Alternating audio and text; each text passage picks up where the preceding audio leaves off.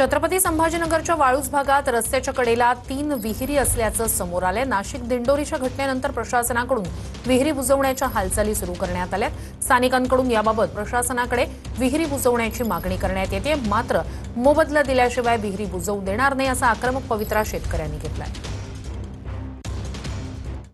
आम्ही सिडको प्रशासनाला वारंवार पत्रव्यवहार केला की सदर विहिरीचा मोबदला आम्हाला आजच्या बाजारभावाप्रमाणे द्यावा आणि विहीर बुजवण्याला आमची काही हरकत नाही आहे। पण आम्ही सिडको प्रशासनाला व्यवहार केल्यानंतर पण सिडको प्रशासनाची दखल घेतलेली नाही आहे। आज रोजी नाशिकचं प्रकरण घडलं किंवा इतर ठिकाणी विहिरीमध्ये जे अपघात झालेत त्यामुळे ही सिडको प्रशासनाला जाग आलेली आहे। सिडको प्रशासनाने ज्यावेळेस आराखडा आखला, ह्या विहिरी कमीत कमी 50-50, 60-60 वर्ष जुने आहे।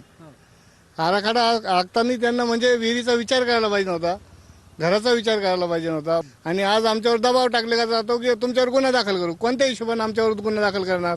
आता प्रशासन यावर काय तोडगा काढतं आणि हा विहीर कधी बुजवतो हे पाहणं महत्त्वाचं ठरणार आहे।